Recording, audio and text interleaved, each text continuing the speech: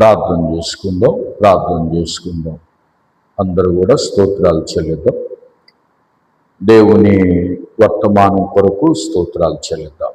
సర్వోన్నతుడు, సర్వశక్తి గల దేవుడు, ఆయన మాట్లాడబోతున్నటువంటి దేవుడు గనుక, అయా ఈ పగటి కాలములో ఇంతవరకు ప్రార్థన చేశాం తండ్రి. స్తోత్రాలు.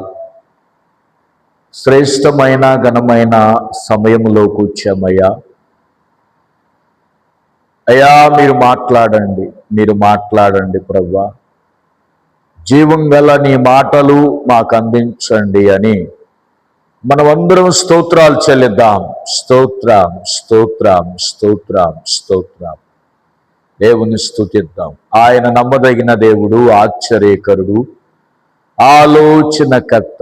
తండ్రి నీకు స్తోత్రాలు. భూమిని ఆకాశాన్ని కలగజేసిన ఆ సృష్టికర్తవైన దేవుడు, మహోన్నతుడైన దేవునికి స్తోత్రం. గడిచిన కాలమంతా తన రెక్కల కింద దేవుడు మనలను భద్రపరిచినందుకై స్తోత్రమయ్యా. ఈ దినము వరకు మమ్మలను సజీవులుగా మీ రెక్కల కింద భద్రపరిచి అనుదిన ఆత్మీయ జీవితాల్లో మమ్మలను బలపరుస్తూ, శారీరకంగా మమ్మలను పోషిస్తూ, నడిపిస్తూ తండ్రి నాయన మమ్మలను అనేకమైన స్థలాలలో నిలవబెడుతూ ప్రభువా కుటుంబాలన్నిటినీ క్షేమంగా ఉంచినందుకు వందనాలు, స్తోత్రాలు తెలియచేస్తున్నాను. అయా ఉపవాస ప్రార్థనలో ఇంతవరకు నాయన బిడలు పాటలు పాడి నీ నామాన్ని స్తుతించారు, నీ నామాన్ని ఘనపరిచారయ్యా. ఈ సమయంలో తండ్రి నీ శ్రేష్టమైన మాటల్లోనికి వెళ్తుండగా తండ్రి నాయన ఇదిగో నీ వాక్యము జుంటు తేనె దారల కంటే మధురాతి మధురమైన నీ మాటలయ్యా తండ్రి. అట్లాగనే ప్రభువా ఇదిగో నాయన ఎహెజ్కేలు గ్రంథములో, ఇర్మియా గ్రంథములో తండ్రి, ప్రవక్తల యొక్క గ్రంథాలలో నాయన ఈ యొక్క వాక్కులను వాళ్ళకు తినిపించినప్పుడు నోటికి మధురముగా ఉన్నవయ్యా నీ స్తోత్రాలు. కాబట్టి నీ మాటలు మా జిహ్వకు తగలగానే అవి మధురాతి మధురంగా మార్చగల దేవుడు, స్తోత్రాలు. కాబట్టి నీ వాక్యము మా పాదములకు దీపమును, మా త్రోవకు వెలుగునై ఉన్నది తండ్రి. నీ స్తోత్రాలు. అతి దీపమై ఉన్న వాక్యము, వెలుగైన వాక్యాన్ని పగటి కాలములో నీ దాసుని దర్శించి మాట్లాడమని ప్రార్థిస్తున్నాను. అయోగ్యుడైన నన్ను కూడా అయ్యా మీరు దర్శించండి. మీ సిలువ చాటున, స్వరము చాటున మరుగుపరిచి మీరు మాట్లాడమని ప్రార్థిస్తున్నాను. అట్లాగనే నీ మాటలు వినబోతున్నటువంటి వారిని గురించి ప్రార్థిస్తున్నాను. ఎందరైతే ఈ మాటలు వినబోతున్నారో తండ్రి, ప్రతి ఒక్కరికి అయ్యా వినేటువంటి చెవి కావాలి. నీ మాటలకు లోబడే చెవి కావాలయ్యా. వ్యతిరేకించే చెవులు మాకు అవసరం లేదయ్యా. త్రోసివేసే చెవులు మాకు అవసరం లేదయ్యా. అయ్యా లోబడే చెవులు మాకు కావాలి తండ్రి. గ్రహించే మనస్సు, దైకొనే జీవితాన్ని ప్రభువా మాకు దయచేసి తండ్రి పగటి కాలంలో ఈ వాక్యము ద్వారా మమ్మల్ని అందరిని బలపరిచి నీ నామానికి మహిమ తెచ్చుకోమని క్రీస్తు నామములు అడుగుతున్నాము తండ్రి. ఆమేన్. హల్లెలూయా, హల్లెలూయా, హల్లెలూయా. దేవునికే మహిమ కలుగునుగాక. ఆమేన్. మంచిది. దేవుని సన్నిధిలో మొట్టమొదట దేవునికి మహిమ చెల్లిస్తూ కూడి ఉన్న మీ అందరికీ నా నిండు మనసుతో చేతులు జోడించి హృదయపూర్వక వందనాలు తెలియజేస్తున్నాను. గడిచిన కాలం అంతా ఎట్లాగున్నారు? గడిచిన వారం అమ్మా ఎట్లాగున్నారు? ఆరోగ్యంగా, క్షేమంగా, అనుదిన ఆత్మీయ ప్రార్థనా జీవితం, అనుదినము మన ప్రార్థనా జీవితాన్ని దేవుడు కొనసాగిస్తూ ఉన్నాడు. ప్రభువు నుంచి మనం బయటికి వెళ్లకుండా ప్రభువులో ఉండటానికి మరి దేవుడు కృప చూపాడు గనక దేవునికి మహిమ కలుగునుగాక. అట్లాగనే ప్రభు సన్నిధిలో మరి పోయిన వారం వాక్యం గుర్తుందా అమ్మా? మనం ఏడవ అంశంలోకి వచ్చాం. ఏడవ అంశంలోకి వచ్చాం. ఆ ఏడవ అంశం ఏందో చెప్పా పోయిన శుక్రవారం. ప్రార్థనా అంశం. అవునమ్మా, ప్రార్థన మనకు కావాలి. చివరి 6 ఆయుధాలు, 6 వస్తువుల గురించి చెప్పాడు. 7వ వస్తువు ఏంటంటే ప్రార్థన. ఈ ప్రార్థన లేనిది ఆ కవచం మనం వాడలేం అమ్మా. అందుకనే ప్రార్థన ఎంత విలువైనదో, ఎంత శక్తివంతమైనదో చూడండి. చాలా మంది అన్నీ చేస్తారు కానీ ప్రార్థనాపరులు కొంతమందే ఉంటారంట. ఎవరు? ప్రార్థనాపరులు కొంతమందే ఉంటారంట. అందుకనే మనం చదువుకున్నాం ఎఫ్ఎస్సి 6:18 చదవండి. అక్కడ ఏముంది? ఎఫ్ఎస్సి ఆత్మ వలన ప్రతి సమయమందును ప్రతి విధమైన ప్రార్థనను విజ్ఞాపనను చేయుచు ఆ విషయమై సమస్త పరిశుద్ధుల నిమిత్తమును పూర్ణమైన పట్టుదలతో విజ్ఞాపన చేయుచు మెళుకువగా ఉండుడి. చాలు. దేవునికి మహిమ కలుగునుగాక. ప్రార్థన, పట్టుదలతో కూడిన ప్రార్థన మనకు అవసరం. ఏ ప్రార్థన? 2 రకాలైన ప్రార్థనలు ఉన్నాయి. పట్టుదల లేని ప్రార్థన ఉంది, పట్టుదల కలిగిన ప్రార్థన ఉంది. ఇక్కడ ఏ ప్రార్థన గురించి పౌలు గారు మాట్లాడుతున్నాడు? పట్టుదల కలిగిన ప్రార్థన. పట్టండి దేవుని, పట్టండి దేవుని. ఒక పట్టును వదిలిపెట్టొద్దు. కొంతమంది కొంతకాలం చేసిన తర్వాత ప్రార్థన ఇసుగుబుట్టి ఏం చేస్తారు? జరిగే నాటికి అదే జరిగిద్దిలే, ఇప్పుడు ఏమైందంటావు? జరిగే నాటికి ఇప్పుడు ఇన్నాళ్ళు ప్రార్థన చేసి జరిగే నాటికి అదే జరిగిద్దిలే అని ఆ కొంతకాలం చేసి డ్రాప్ అవుతారు ఇంకా. కానీ దేవుడు ఏమన్నాడు? పట్టుదల కలిగి మీరు ప్రార్థన చేయండి, దేవునికి మహిమ కలుగునుగాక. ఆ సమయం వచ్చేదాకా ఏం చేయాలి? మనం చేస్తానే ఉండాలి, చేస్తానే ఉండాలి. ఆ విషయంలో పోయిన వారం మనం చదువుకున్నాం. సమస్త పరిశుద్ధుల కొరకు ప్రార్థన చేయాలి. ప్రార్థన అట్లాగనే ప్రార్థన మనం చేసేటప్పుడు ఏం చేయాలి? ప్రార్థనలో చాలా విషయాలు ఉన్నాయి. ఇప్పుడు ఇంకొక విషయాన్ని మనం జ్ఞాపకం చేసుకుందాం. మత్తయి సువార్తలోనికి రండి, 6వ అధ్యాయం తీయండి. అక్కడ ప్రార్థన ఎక్కడ మనం చేయాలి, ఎక్కడ చేయకూడదో చెప్పాడు. 5 నుంచి 7 వరకు. మరియు మీరు ప్రార్థన చేయనప్పుడు వేషధారుల వలె ఉండవద్దు, మనుష్యులకు కనబడవలెనని సమాజ మందిరములలో వీధుల మూలలలో నిలచి ప్రార్థన చేయుట వారికిష్టము. వారు తమ ఫలము పొంది ఉన్నారని నిశ్చయముగా మీతో చెప్పుచున్నాను. నీవు ప్రార్థన చేయనప్పుడు నీ గదిలోనికి వెళ్ళి తలుపు వేసి రహస్యమందున్న నీ తండ్రికి ప్రార్థన చేయుము. అప్పుడు రహస్యమందు చూచు నీ తండ్రి నీకు ప్రతిఫలమిచ్చును. మరియు మీరు ప్రార్థన చేయునప్పుడు అన్యజనుల వలె వ్యర్థమైన మాటలు వచింపవద్దు. విస్తరించి మాటలాడుట వలన తమ మనవి వినబడునని వారు తలంచుచున్నారు. మీరు వారి వలె ఉండకుడి. అడగక మునుపే మీకు అక్కరగా ఉన్నవేవో ఆయనకు తెలియను. దేవుని స్తోత్రం చెప్పండి, గట్టిగా స్తోత్రం చెప్పండి. హల్లెలూయా.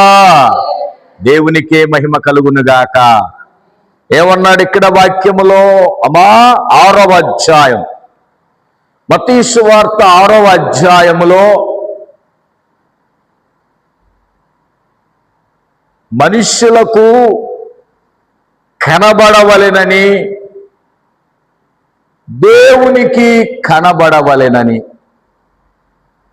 రెండు రకాలైన మనుషులు ఉన్నారు. అమ్మా, ఎన్ని రకాలైన మనుషులు? రెండు రకాలైన మనుషులు ఉన్నారు. మొదటి వాళ్ళు ఎవరు? మనుషులకు కనబడాలి, నేను కనబడాలి,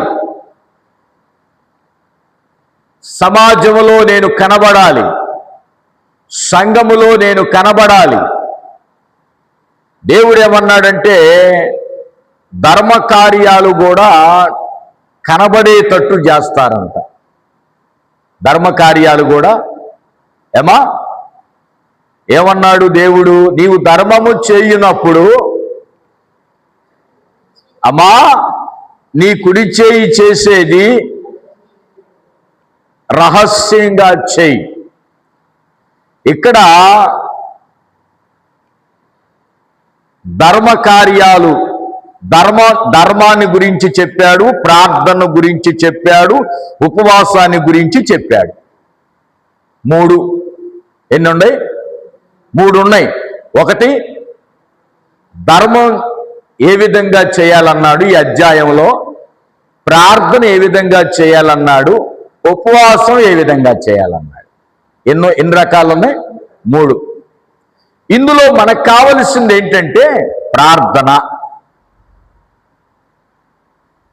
ధర్మం చేసేటప్పుడు కూడా ఎవరికి తెలియని అవసరం లేదు. ధర్మం చేసేటప్పుడు ఎవరికి తెలియని అవసరం లేదు. ప్రార్థన చేసేటప్పుడు ఎవరికి తెలియని అవసరం లేదు. ఉపవాసం చేసేటప్పుడు ఎవరికి తెలియని అవసరం లేదు. అంటే దేవుని కొరకు మనం ఏమి చేసినా దేవునికి మాత్రమే తెలియాలి. అందులో మనకు కావలసింది ప్రార్థన. ప్రార్థన ప్రార్థన అనేది ఎక్కడ మనం చేయాలి అనేది ఈరోజు ఎక్కడ చేయాలి, ప్రార్థన ఎక్కడ ఎక్కువగా మనం చేయాలి, ప్రార్థన ఎక్కడ చేయాలి అమ్మా? ఎక్కడ చేయాలి ప్రార్థన? గదిలోకి వెళ్ళి అన్నాడు. నీవు ప్రార్థన చేయనప్పుడు బజారులో చేయమన్నాడా? వీధుల మూలల్లో చేయమన్నాడా? బహిరంగంగా చేయమన్నాడా? ఎక్కడ చేయమన్నాడా? ఆయన నీ గదిలోనికి వెళ్ళి తలుపులు వేసుకొని రహస్యమందున్న నీ తండ్రి ప్రార్థన చేయుము. అమ్మా, అవునా కాదా? అంటే ప్రార్థన ఎక్కడ మనం చేయాలి? నీ గదిలోనికి వెళ్ళి, నీవున్న స్థలములోనికి వెళ్ళి ప్రార్థన చెయ్యి. అక్కడ ఎవరు చూస్తారండి? గదిలో ఎవరు చూస్తారు? రూములో ఎవరు చూస్తారు? అక్కడ ఎవరు లేరండి, నేను ఒంటరిదాన్ని, ఎవరు చూస్తారు? ఎవరు వింటారు ప్రార్థన? మరి ఎక్కడ చేయాలనుకుంటున్నావు? మీటింగుల్లో చేస్తే బాగుంటది. మీటింగుల్లో చేస్తే అబ్బో అసలు ఎంత ప్రార్థనా పరురాలో, అందరూ వచ్చిన ఈ 1000 మంది వినాలి నా ప్రార్థన. ఏమ్మా, వీళ్ళందరూ చూడాలి నా భక్తిని, వీళ్ళందరూ చూడాలి నా భక్తిని. కానీ దేవుడు మనుషులు నీలో చూడాల్సింది ఏంటో తెలుసా? నీ ప్రార్థన కాదు. మనుషులు చూడాల్సిందేమో నీ క్రియలు, గదిలో చూడాల్సింది దేవుడు నీ ప్రార్థన. అర్థమైన వాళ్ళు స్తోత్రం చెప్పండి, అర్థం కానోళ్ళు స్తోత్రం చెప్పండి. మరలా చెబుతాను నేను.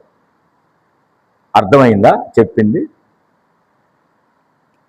దేవుడు గదిలో చూసేదేమో, దేవుడు చూసేది ప్రార్థన, మనుషులు చూసేది ఏంటిది?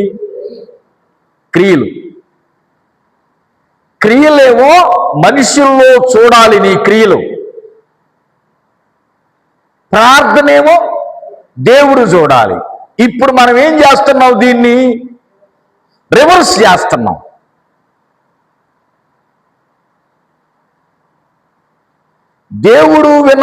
దేవుడు చూడాల్సిన ప్రార్థనేమో మనుషులు వినాలనుకుంటున్నాం. ప్రియమైన దేవుని పిల్లలారా,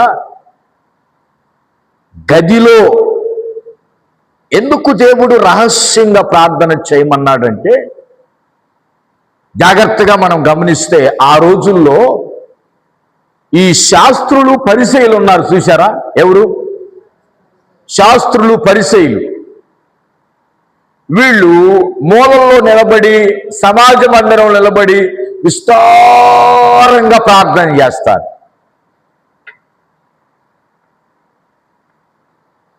పది మందిలో విస్తారంగా ప్రార్థన చేస్తారు. నేను వచ్చిన కొత్తలో యెరూషలేము సంఘంలో కూడా ఉన్నారు విస్తారంగా చేసేవాళ్ళు. కట్ చేశా, ఎన్ని చూసా నేను సంఘంలో. అంటే విస్తారంగా చేయాలి, విస్తారంగా చేయాలి. ఇప్పుడు విస్తారంగా మాట్లాడేది ఎవరు? అన్ని జనులు. శాస్త్రులు పరిచయాలు ఏంటంటే విస్తారంగా చేయాలి, విస్తారంగా మన ప్రార్థన వినాలి, మన వాక్యం వినాలి, మన పాట వినాలి చక్కగా. కానీ దేవుడు ఏమన్నాడు తెలుసా? పాట పాడు, సాక్ష్యము చెప్పు, వాక్యము చెప్పు నలుగురిలో, కానీ ప్రార్థన మాత్రం గదిలో బలంగా చేయి. దేవునికి మహిమ కలుగునుగాక. ఈ శాస్త్రులు పరిసయ్యులు బయట విస్తారంగా చేస్తున్నారు, కానీ వాళ్ళ ఇళ్ళకి పోయిన తర్వాత ఏమీ లేదు చెప్పాలి. ఇప్పుడు అలాంటి వారు లేరంటారా? అలాంటి వారు సంఘాలలో లేరంటారా? ఉంటే ఉన్నారానండి, లేకపోతే లేదానండి. ఉన్నారు. ఎవరున్నారు? మందిరాల్లో చేస్తారు, కానీ ఇళ్ళకాడ మాత్రం సచ్చినా మోకాళ్ళు వేయరు, అసలు ప్రార్థనే చేయరు. పాస్టర్ గారు మీకెట్లాగే తెలుసు అంటే, వాళ్ళ భర్తలు చెబితే నాకు తెలిసింది, నాకేం తెలుసు? నేను అడుగుతా అప్పుడప్పుడు, ఏమయ్యా మీ ఆవిడ మరి ఇక్కడ చేస్తుంది, అక్కడ చేసిద్దా? ఏమండి అసలు ఇంతవరకు ఇంట్లో చేయదండి ప్రార్థన, అసలు ఆ పిల్లల కొరకు నా కొరకు ప్రార్థన చేయదండి. మరి ఏందయ్యా మందిరంలో ఆ రకంగా విస్తారంగా ప్రార్థన చేస్తుందంటే, అందరూ చూడాలని చేస్తుందేమో కానీ అసలు ఇంటిలో ఏ సశానా మోకరించదో, బైబిల్ చదవదో, ప్రార్థన చేయదు. అంటే మనం మనిషి ఏం కోరుకుంటున్నాడు? మనిషి ఏం కోరుకుంటున్నాడు? ఘనత కోరుకుంటున్నాడు. ఎవరికి, దేని నుంచి ఘనత? కొంతమంది ఉన్నారు, సరే ప్రార్థన పక్కన పెడు, బైబిల్ 10 మందిలో బైబిల్ చదవటానికి తెగ పోటీ పడతారు లేరా? 10 మందిలో సంఘంలో బైబిల్ చదవాలంటే తెగ పోటీ పడతారు, కానీ ఇంట్లో మాత్రం ఇప్పుడు జిప్పు ఎత్తే ఆదివారం, మళ్ళా జిప్పు తీసేది ఎప్పుడు? మళ్ళా ఆదివారం మందిరం లాగానే. మరి ఏందమ్మా, ఇంట్లో ఏం చదువుతావులేండి, 10 మందిలో చదివితే అబ్బో సహోదరి ఏమో స్పీడ్గా చదువుతుంది, అసలు ఫాస్ట్గా చదువుతుంది అనుకుంటారండి. ఇంట్లో ఎవరున్నారండి వినటానికి? ఏమా?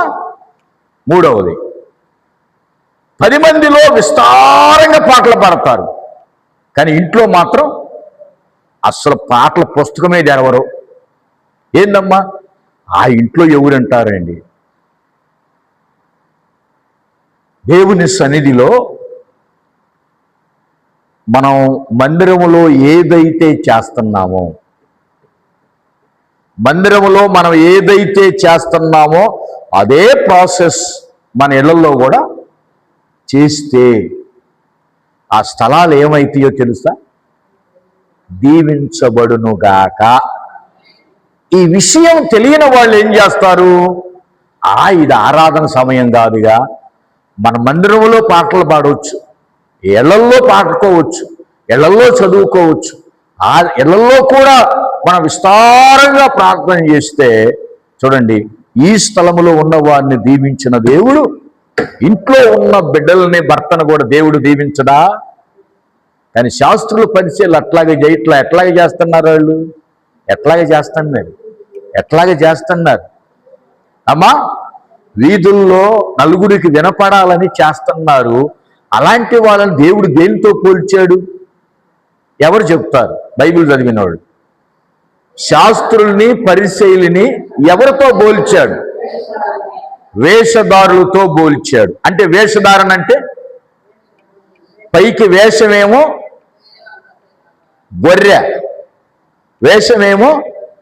గొర్రె, లోపలేమో తోడేళ్ళంటే భక్షించటమే.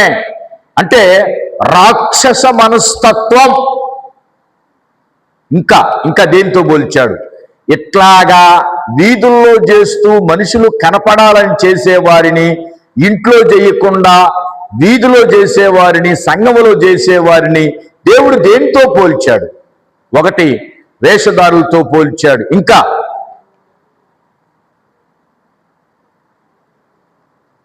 మత్తయి సువార్త చదవలేదా? Very good. ఏం కొట్టిన సమాధులు? సున్నము కొట్టిన. ఇప్పుడు ఎన్ని వచ్చినాయి?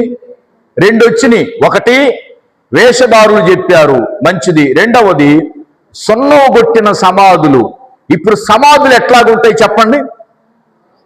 సున్నం కొట్టి టైల్స్ వేసి వేస్తారు. పండగ రోజు చూసారా? చూడలేదా? ఎట్టుంటాయమ్మా?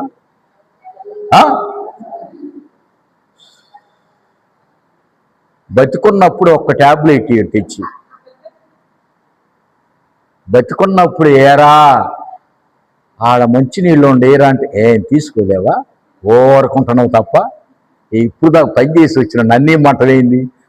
పొద్దుటాంచి కొనుక్కున్నోడు తీసుకోలేవా? ఏమా? సమాధులు మాత్రం లోపల ఏముంటాయి? కుళ్ళు, కల్మషం ఉంటుంది. ఇప్పుడు ఎన్ని వచ్చినాయి? 2. ఇంకా పాత్రను గురించి చెప్పాడు. మూడవది పాత్ర. వెలుపట శుద్ధి చేస్తారు, లోపల క్రూరత్వముతో, అజితేంద్రియ తత్వముతో, చెడుతో నిండి ఉంది. అంటే గిన్నెతో పోల్చాడు, పాత్రతో పోల్చాడు. ఎన్నొచ్చినాయి ఇప్పుడు? ఒకటి వేషధారణ, రెండవది సున్నం కొట్టిన సమాధులు, మూడవది పాత్ర. ఇంకా ఎవరు చెబుతారు? బైబిల్ చదివిన వాళ్ళు. అందుకని అదే నాలెడ్జి. అడిగితే జ్ఞానం బయటపడిద్ది. మీకు అడిగితే జ్ఞానం బయటపడిద్ది. ఇంకా దేనితో పోల్చాడు? ఏమా? మత్తయి సువార్త 23లోనే ఉన్నాయి. వాడితో పోల్చాడు. మత్తయి సువార్త 23, 24లో ఉన్నాయి. వాళ్ళను పోల్చాడు. చూడండి, శాస్త్రులను పరిచయం. ప్రియమైన దేవుని పిల్లలారా, అందుకనే దేవుడు ఇక్కడ ఏమంటున్నాడో తెలుసా? నీవు ప్రార్థన చేయునప్పుడు మనుషులకు కనబడవలెనని కాదు, వాళ్ళ ఘనత కొంతవరకే ఉంటుంది. కానీ ఎవరికి కనపడాలి నీ ప్రార్థన? దేవునికి కనపడుదువుగాక. ఎస్, దేవుని ఎదుట నీ ప్రార్థన ఉండాలి. గదిలోకి వెళ్ళి రహస్యముగా నువ్వు ప్రార్థన చెయ్యి. గదిలోనికి వెళ్ళి నువ్వు ప్రార్థన చేస్తే ప్రతిఫలం ఇస్తానంటున్నాడు 6వ వచనములో. లేదా చదవండి అక్కడ. ప్రార్థనకు ప్రతిఫలం ఉందా లేదా? నీవు ప్రార్థన చేయనప్పుడు నీ గదిలోనికి వెళ్ళి నీ తలుపు వేసి రహస్యమందున్న నీ తండ్రికి ప్రార్థన చేయుము, అప్పుడు రహస్యమందు చూచు నీ తండ్రి ఏమిస్తాడు? ప్రార్థన చేసిన వాళ్ళకి ఏమిస్తాడు? ప్రార్థన చేయని వాళ్ళకి దాన్ని తిప్పి చెప్పండి, ఏముంది అందులో? ఇప్పుడు ప్రార్థన చేసిన వాళ్ళకేమో ప్రతిఫలం, ప్రార్థన చేయని వాళ్ళకి ప్రతిఫలం లేదు. మరి ఇక్కడ మనం ఎందుకు వచ్చాం ప్రార్థనకి? సహజంగా మనం ఎందుకు వస్తున్నాం ఆరాధనకి? ఏదో ఒక ఫలాన్ని దేవుడిస్తాడు, ఏదో ఒక ఫలాన్ని దేవుడిస్తాడు. మరి ఆ ఫలం కావాలంటే దేవుడు ఏం చేయమన్నాడు? మరి నువ్వు చేస్తున్నావా? పాస్టర్ గారు నాకు రాదండు, అదేదో మీరే చేసి ముగించండి, నాకు రాదు ప్రార్థన. నేను ఒక్కోసారి ఇళ్ళమ్మటి ఏదన్నా గృహ దర్శనాలకు పోయినప్పుడు నాకు ఎక్కువగా ప్రార్థన కొన్ని ఇళ్లలో చేపిస్తూ ఉంటే వాళ్ళు, పాస్టర్ గారు నాకు ప్రార్థన నడవదు. నడవటానికి ఏమైనా మనిషా? ప్రార్థన ఏమైనా మనిషా నడవటానికి? ప్రార్థన నడవకపోతే నువ్వు నడిపించు ప్రార్థనని. దేవుని స్తోత్రం, నువ్వు నడిపించు, ప్రార్థన చేయాలి. మరి ఇన్ని సంవత్సరాల బట్టి ఏం చేస్తున్నావండి? అన్నీ చేస్తానని, కానీ ప్రార్థన కూర్చోవాలంటే నాకు ఇబ్బందిగా ఉంది. ఏమి ఇబ్బంది? ప్రార్థన నడవదండి. ప్రార్థన నడవాలంటే మనం ఏమని అడగాలి? పరిశుద్ధాత్మ దేవుణ్ణి అడగాలంట. ఏమని? అయ్యా నాకు ప్రార్థన నడిపించయ్యా, ప్రార్థన నడిపింపు నాకు దయచేయి, ప్రార్థన నడిపింపు నాకు కావాలి. ప్రార్థన చేయకపోతే క్రైస్తవుని నేను కాలేనయ్యా. నేను ఎంతమందిని చూశాను ప్రార్థన రాని వాళ్ళని, ప్రార్థన పరిపూర్ణంగా చేయని వాళ్ళు, అసలు ప్రార్థన రాని వాళ్ళు కూడా ఉన్నారు. నాకు తెలుసు ప్రార్థన రాని వాళ్ళు కూడా ఉన్నారు. ఎందుకనంటే మనము ప్రార్థన చేయటం వలన దేవుడు మనకిచ్చిన సర్వాంగ కవచం ఏమైందంటే అది పరిపూర్ణతలోనికి వస్తుంది. దేవునికి మహిమ కలుగునుగాక. అందుకని ప్రార్థనా జీవితాన్ని మనం కలిగి ఉండాలి. గదిలో ప్రార్థన ఎక్కడమ్మా? గదిలో ప్రార్థన. ప్రతిఫలం మాత్రం గదిలో కాదు. మా గదిలోనేమో ప్రార్థన, ప్రతిఫలం లోకములో సమాజములో. కొట్టు గట్టిగా చప్పట్లు. అమ్మా అర్థమైందా? ప్రార్థనేమో గదిలో, ప్రతిఫలమేమో అందరూ చూస్తుండగా దాని ఫలితాన్ని అందరి కళ్ళ ఎదుట నీకు గొప్ప కార్యాలు జరుగునుగాక. ఇప్పుడు మనం ఏం చేస్తున్నాం? సమాజంలో నేను గొప్పగా ఉండాలి, నా బిడ్డలు గొప్పగా ఉండాలి, పంట పండాలి, ఇల్లు నిండాలి, అంతా బాగుండాలి, నేను క్షేమంగా ఉండాలి, ఇది కోరుకుంటున్నావు. కానీ ఇది జరగాలంటే దేవుడు ఏం చెయ్యమన్నాడు? ఇది చెయ్యం. ఏది చెయ్యం? ఇది చెయ్యం. బైబిల్ గ్రంథంలో ఇంకొక ప్రశ్న వేస్తున్నా నేను. ప్రతిఫలం రావాలంటే పాస్టర్ గారు ప్రార్థన చేయాలి, సంఘం ప్రార్థన చేయాలి, లేదు నువ్వు ప్రార్థన చేయాలా? రెండో ప్రశ్న అడిగింది అర్థమైందమ్మా మీకు? నేను రాసింది కాదు కదా ఈ బైబిల్. ఇప్పుడు నీకు ప్రతిఫలం రావాలంటే పాస్టర్ గారు చేయాలా, సంఘం చేయాలా, దేవుడు నిన్ను చేయమన్నాడా? అంతేకమ్మా. ఇప్పుడు నువ్వు పంట వేసావు, ఆ రైతు ఏం చేయాలి? కష్టపడాలి.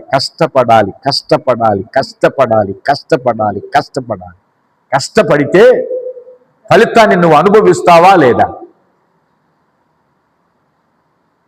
ఈ గదిలో చేయాల్సింది చేయరు, గదిలో చేయాల్సిందేమో చెయ్యరు. కానీ సమాజంలో మందిరములోకి వచ్చి ఏం చేస్తారు? అయ్యా వాళ్ళకి చేశావు నాకు చేయవా, ఆమెకు చేశావు నాకు చేయవా, ఆయనకి చేశావు నాకు చేయవా, కోటమ్మకి చేశావు వెంకాయమ్మకి చేయవా, పొల్లమ్మకి చేశావు నాకు చేయవా. ఇదేదో గదిలో చేస్తే బాగుండు కదా. మందిరంలో 5 నిమిషాల కంటే ఎక్కువ ఇవ్వను నేను. ఇప్పుడు మీకు 7 నిమిషాలు ఇచ్చా. 7 నిమిషాల కంటే ఎక్కువ మీకున్నది. 7 నిమిషాల్లో ఏమడుగుతారు? అసలు 7 నిమిషాల్లో ఏం చేస్తారు మీరు? ప్రార్థన ఏం చేస్తారు? ఆమెను దీవించు, ఏమని దీవించు, పాస్టర్ గారు అమ్మా అయిపోయింది అంటాడు, ముగించాలి. నువ్వు ఫ్లూయెంట్లీగా చేయలేవు. మందిరంలో నీ ఆత్మ పరిపూర్ణంగా వ్యాకోచం చెంది దేవునితో కలిసిపోవాలంటే నువ్వు గదిలోకి వెళ్ళు, పరిపూర్ణమైన ప్రార్థన చేయి. పరిపూర్ణమైన ప్రార్థన చేయమన్నాడు దేవుడు. దాని ఫలితం నువ్వు ఎక్కడ అనుభవిస్తావో తెలుసా? ఏడనుభవిస్తావు? సమాజములో జనం ఎదుట నువ్వు అనుభవించుదువుగాక.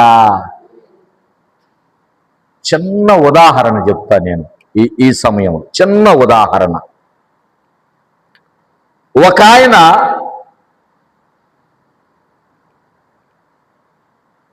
రోజుకి 3 సార్లు గదిలో ప్రార్థన చేశాడంట. జాగ్రత్తగా వినండి. చరిత్రలో అమ్మా రోజుకి 3 గదిలో కూర్చొని, ఆయనకి దేవుడిచ్చిన గదిలో కూర్చొని ప్రార్థన చేశాడంట. అమ్మ దానియేలు గారు తీయండి, అక్కడ దానియేలు గ్రంథం తీయండి ఒక్కసారి. గ్రంథంలోనికి రండి. ఒక ఉదాహరణ మీకు చూపించా. గదిలో చేయటం వలన ప్రార్థన ఎంత గొప్పదో, ఎంత బలమైన కార్యాలు చేస్తుందో. అందుకని ప్రార్థన అనే ఆయుధాన్ని మనం కలిగి ఉండాలి. దానియేలు గ్రంథం దగ్గరికి రండి అందరూ. దానియేలు గ్రంథం 6వ అధ్యాయములోనికి రండి. తీశారా? దానియేలు గ్రంథము 6వ అధ్యాయము 6వ అధ్యాయం తీయండి. 9, 10 చదవండి. కాగా రాజుకు దర్యావేషు శాసనము వ్రాయించి సంతకము చేసెను.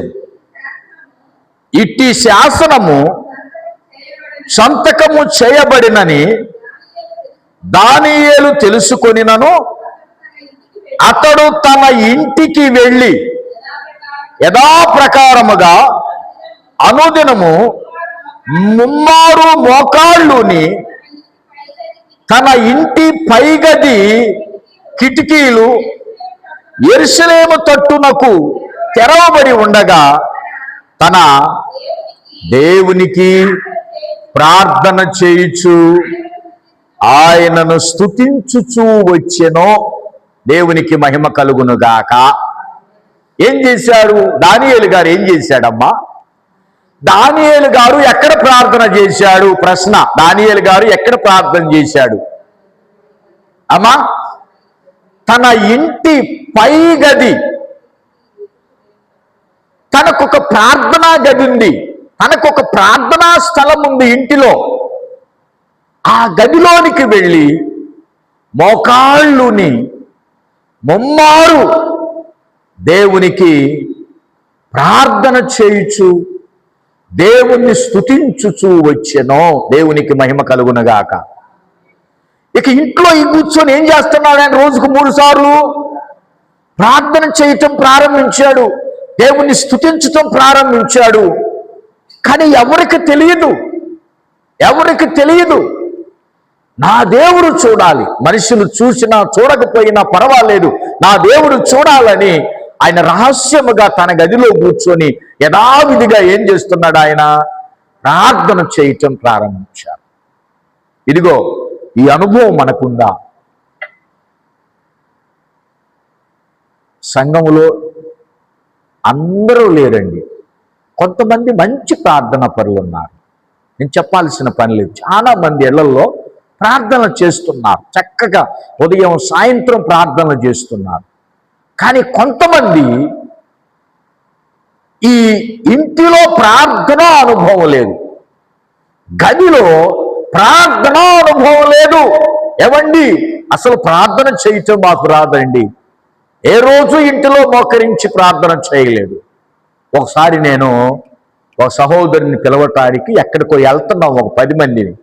వినండి జాగ్రత్తగా, నేను చూసా 10 మందిని వెళ్ళటానికి. నేను ఉదయం 6ంటికి వెళ్ళా ఒక సహోదరి ఇంటికి. నన్ను చూసి ఏం చేసిందో తెలుసా? దోమ తెరలో నుంచి టక్కని దిగి బైబిల్ ముందు పెట్టుకుని ప్రార్థన చేస్తాను. నా కళ్ళ ముందు దోమ తెర తీసింది, దిగింది, పెట్టుకొని ప్రార్థన చేస్తాను. అమ్మా అన్న, పాస్టర్ గారు వచ్చారా? 4ంటికి లేచి చేస్తున్నానని చెప్పినాను. ఎన్నింటికి?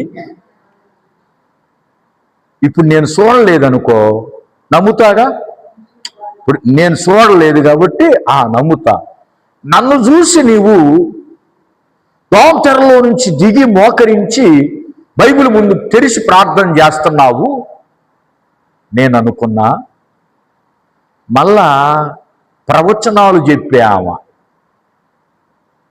ఏం చెప్పామా?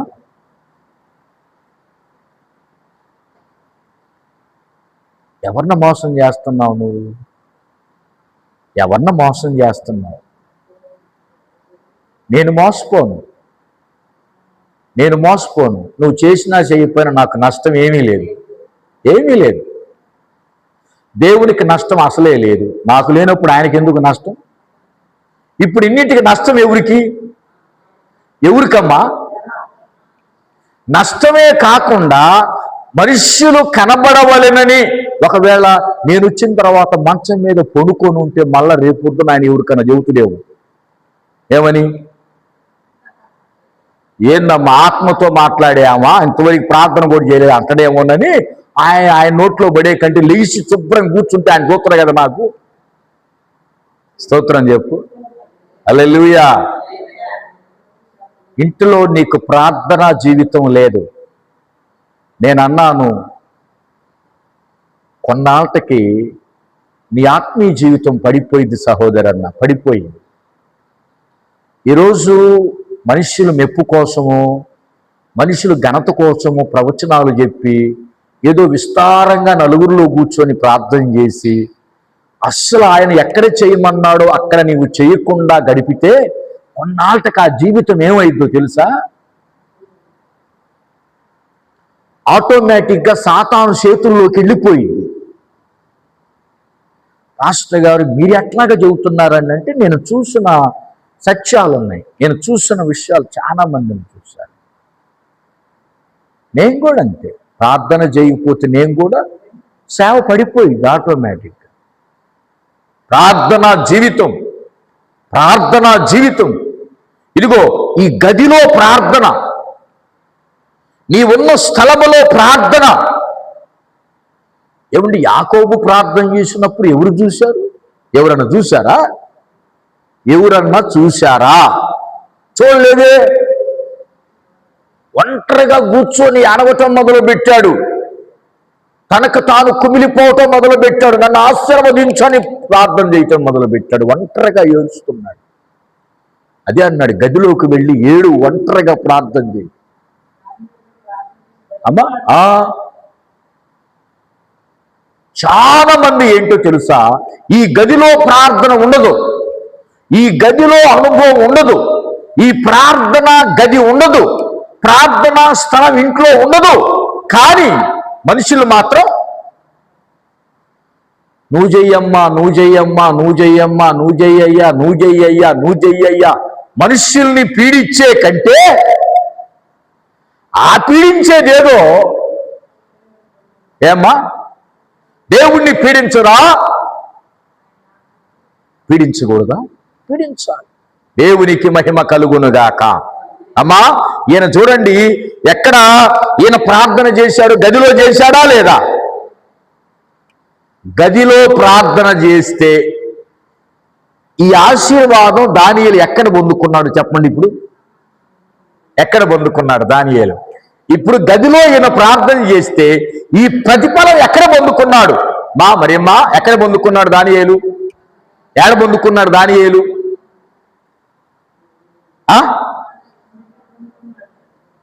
అగ్నిలో. అగ్ని అందరూ కనపడుతుందా? ప్రపంచానికి కనపడుతుంది అగ్ని. అగ్నిలో కాలకుండా కాపాడా? సింహ బోనులో బోను అందరికి కనపడుతుంది, రాజ్యంలో రాజుకి సమస్తానికి కనపడుతుంది, అక్కడ ఆదుకున్నాడా? నెబుకద్నెజరుకు వచ్చిన కల విషయంలో చచ్చిపోకుండా జ్ఞానుల్ని ఆదుకున్నాడా? దానియేలు జీవితంలో ప్రతి స్థలములో, సమాజములో, సంఘములో, రాజ్యములో అందరి ఎదుట గొప్పగా దేవుడు ఉంచాడంటే దానికి కారణం ఏంటో చెప్పండి? ఏమండి, ఊరకనే అంత స్థాయి వచ్చింది ఆయనకి? ఊరకనే వచ్చిందా? రాలా. దానియేలు గారికి ప్రార్థన అనుభవం ఉంది.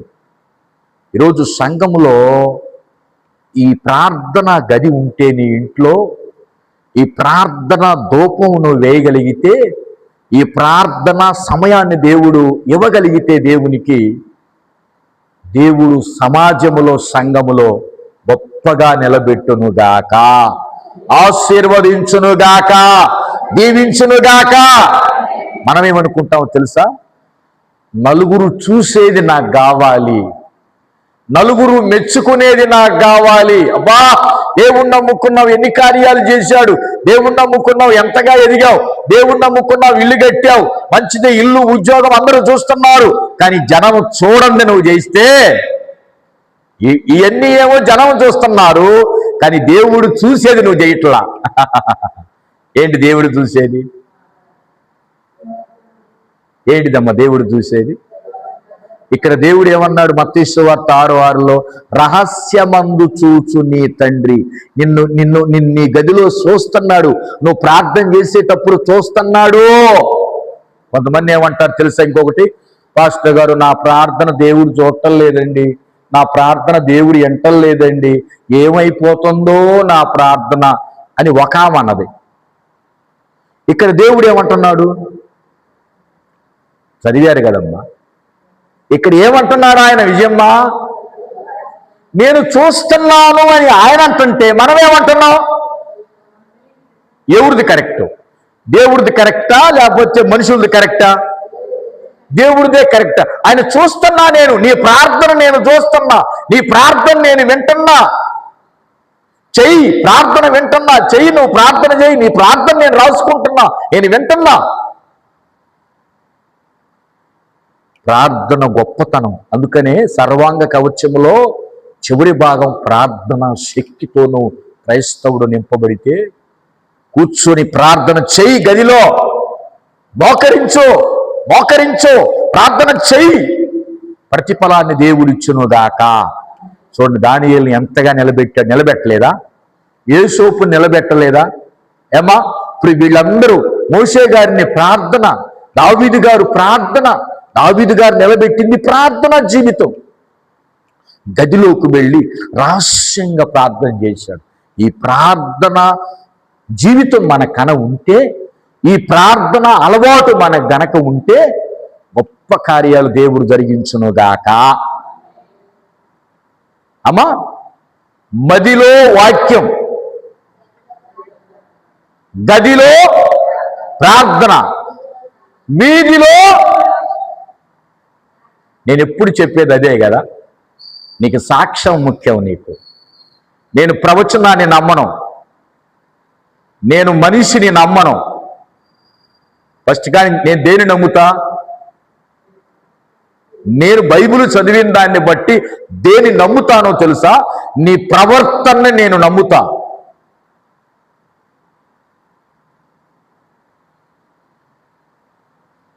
నీ గురించి సాక్ష్యం గొప్పగా ఉండాలి. ఆ పాస్టర్ గారు నేనంటే వాళ్ళకి గిట్టదు కాబట్టి నా గురించి చెప్పర్లే అనుకోవద్దు. నువ్వు మంచిగా ఉంటే మంచి చెబుతారు, చెడుగా ఉంటే చెడు చెబుతారు. నువ్వు మంచిగా ఉంటే మంచిగా చెబుతారు, చెడుగా ఉంటే చెడే చెబుతారు. అందుకనే మదిలో వాక్యం ఉండాలి, గదిలో ప్రార్థన ఉండాలి, వీధిలో దేవునికి మహిమ కలుగునుగాక. అందుకని దానియేలు గారికి చూడండి ఎంత అనుభవం, ప్రార్థన, ఎన్ని సమస్యలు ఎదుర్కొన్నాడు. ఈ సమస్యలన్నిటిలో దానియేలు గారిని సేవ్ చేసింది ఏంటో తెలుసా? ప్రార్థనా జీవితం. యేసయ్యకు మహిమ కలుగునుగాక. ఏ జీవితం? ప్రార్థనా జీవితం. మరి మత్తయి సువార్త 6వ అధ్యాయం 6లో ఏమన్నాడు? అన్ని జనుల వలె వ్యర్థమైన మాటలు మీరు పలకొద్దు. వ్యర్థమైన మాటలంటే ఏంటి తెలుసా? వ్యర్థమైన మాటలు. నాకు అది కావాలి ప్రభువా, ఇది కావాలి, ఇల్లు కావాలి, వాకిలి కావాలి, పొలం కావాలి, ఉద్యోగం కావాలి, అది కావాలి, ఇది కావాలి, అది కావాలి, ఇది కావాలి, అది కావాలి, ఇది కావాలి, పొద్దుగోకలు ఎన్నెత్తన్నా కూడా ఇంకా ఎందుకయ్యా నన్ను పేదవాడిగా చేశావు?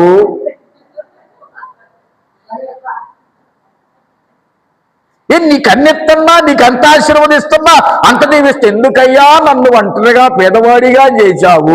చివరికి నువ్వు ఒంటరివాడు అవుతావు. ఆ మాట అంటే చివరికి నువ్వు పేదవాడి అవుతావు. కానీ అన్ని జనులు ఏమడుగుతారు? ఈ లోక సంబంధంగా అడుగుతారు. దేవుణ్ణి శోధిస్తూ ఉంటారు. అది కావాలి, ఇది కావాలి, అది కావాలి, ఇది కావాలి. దేవుడు ఏమన్నాడు? అన్ని జనుల వలె నువ్వు అడగొద్దు. నాకు పంట పండాలి, కలువ రావాలి, అయ్యా ఉద్యోగాలు రావాలి, అన్నీ వస్తాయి.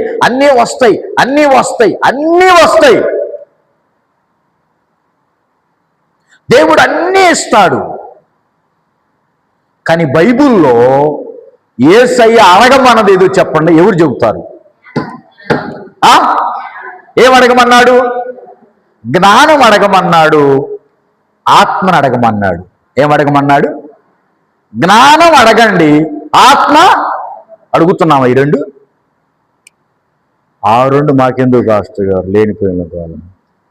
ఏదన్నా కాస్త పంట పండితే 40 క్వింటాలు అయితే కాస్త అమ్ముకుని ఏదో ఒక గొలుసు చేయించుకుంటే కాస్త నలుగురిలో చుట్టాల్లో కాస్త ఏదన్నా కాస్త పత్తి పండితే, ఇల్లు గడితే, కాస్త పిల్లగాడి గుద్దు వాడి శాలరీ వచ్చి కాస్త అయ్యి కాస్త ఎత్తుకుని ఇంకేదన్నా కొనుక్కొని అది అన్ని జనులు అడుగుతారంట. దేవుణ్ణి ఎరగని వాళ్ళు అడుగుతారంట ఆ విషయం.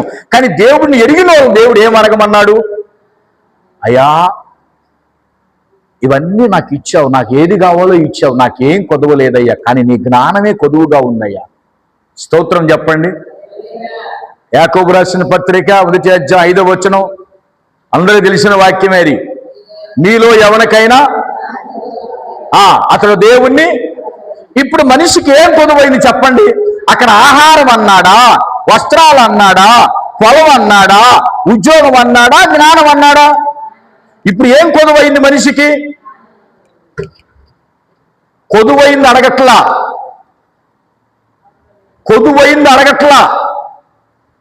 కొదువు లేకుండా ఉండే దాన్ని ఇంకా అడుగుతున్నాడు. దేవుని స్తోత్రం.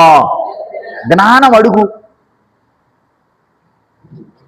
ఆత్మ అడుగు. నేను ఇత్తాన్ని పరిశుద్ధాత్మని అడుగు. నువ్వు మంచిగా జీవిస్తావు, నీ క్రియలు మంచిగా ఉంటాయి, నీ చూపు మంచిగా ఉంటుంది, నీ ఆలోచన మంచిగా ఉంటాయి, నలుగురికి మేలుకరంగా జీవిస్తావు, నా ఆత్మని నడిపిస్తుంది. ఆత్మ జ్ఞానం అడుగు. మనం ప్రార్థనలో ఏం అడగాలంట? నీ జ్ఞానముతో నింపయ్యా, నీ బుద్ధితో నింపయ్యా, నీ ఆలోచనతో నింపయ్యా, నీ తలంపుతో నింపయ్యా. దేవుని స్తోత్ర. యోబు గారు ఏమడిగాడు? యోబు గారు పిల్లలను గురించి ఏమడిగాడు? ఎవరు చెప్తారు? బైబిల్ చదివిన వాళ్ళు.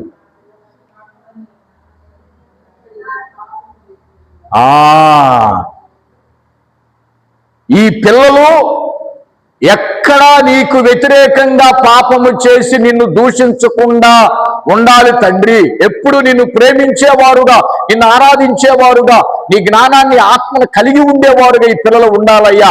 అదే నా ఆశ.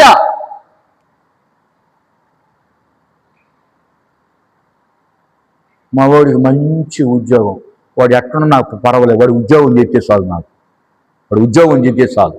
చూడండి, అమ్మాయి ఉద్యోగం చేస్తే చాలు. ప్రభువుని ఏం అడగాలి మనం? అయ్యా మంచి ఆత్మతో మంచి జ్ఞానముతో నింపయ్యా, దేవుని స్తోత్రం, అడుగుదుముగాక.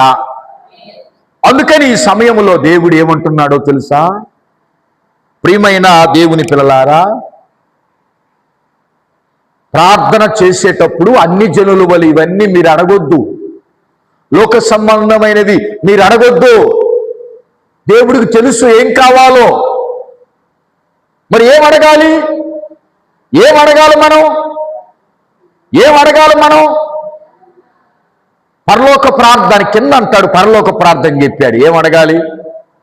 తండ్రి చిత్తం నెరవేర్చయ్యా, నీ చిత్తం నెరవేర్చయ్యా, నీ తలంపు ఏమైందో నెరవేర్చయ్యా, నీ తలంపు నా బిడ్డ పట్ల, నా భర్త పట్ల, కుటుంబం పట్ల నెరవేర్చయ్యా, నీ చిత్తానుసారంగా నడిపించయ్యా అని అడగండి. దేవుని చిత్తాన్ని అడగండి, దేవుని తలంపును అడగండి, దేవుని ఉద్దేశాన్ని అడగండి, దేవుని ఆలోచన అడగండి. ఈరోజు గదిలో ప్రార్థన మనకు అవసరం. ఎక్కడ? నీ ఇంట్లో. ఇప్పుడు ఎంతమంది ఎల్లలో ఎంతసేపు చేస్తున్నారు? చేయత్తని.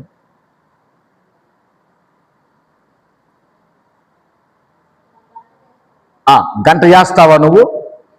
అమ్మ, గంట సేపు చేస్తావు ఇంట్లో. గంట సేపు, 2 గంటలు చేసేవాళ్ళు, 3 గంటలు చేసేవాళ్ళు లేదు. చాలు, గంట చేసినా 2 గంటలు చేసి అర్ధగంట పర్లేదు, ఒప్పుకోవటం తప్పులేదు. అయ్యా అర్ధగంట సమయం ఉంది. ఈ అర్ధగంట నీవు గదిలో ప్రార్థన చేసినప్పుడు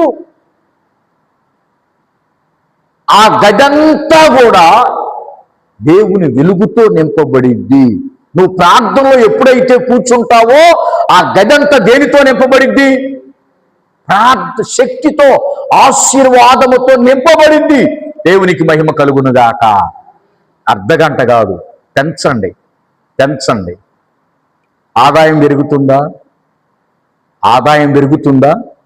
పెరగట్లేదు ఆదాయం. కూలి ఎంత? ఫస్ట్ 25 రూపాయలు, ఇప్పుడు ఎంత? 300. ఇంకా 2 ఏళ్ళు పోతే, ఇంకా 4 ఏళ్ళు పోతే, ఏమైంది? ఆదాయం పెరుగుతుంది. ఆశీర్వాదం పెరిగేటప్పుడు ఈ ప్రార్థనా సమయాన్ని కూడా పెంచాలి. మనం పెంచాలి. దేవుని స్తోత్ర. కాబట్టి మనం ఆ గదిలో ప్రార్థన ఉంటే వీధిలో గొప్ప కార్యాలతో మనం దేవుని మహిమపరిచే వారంగా ఉంటాం గనక ప్రతి ఒక్క బిడ్డ, నేను కావచ్చు, మీరు కావచ్చు, వాక్యం ఉంచున్న వారు కావచ్చు, ప్రతి బిడ్డ గదిలో బలమైన ప్రార్థన, బలమైన ఆత్మతో నింపబడి మనం ప్రార్థన చేస్తే దేవుడి కార్యాలు మనం పొందుకుంటాం గనక అట్టి ప్రార్థన మనం అందరం కలిగి, అట్టి ప్రార్థన శక్తిని మనం కలిగి ఉండాలని దైవజనుడిగా కోరుతూ దేవుడి మాటలు దీవించునుగాక. హల్లెలూయా, హల్లెలూయా, హల్లెలూయా. దేవునికే మహిమ కలుగునుగాక.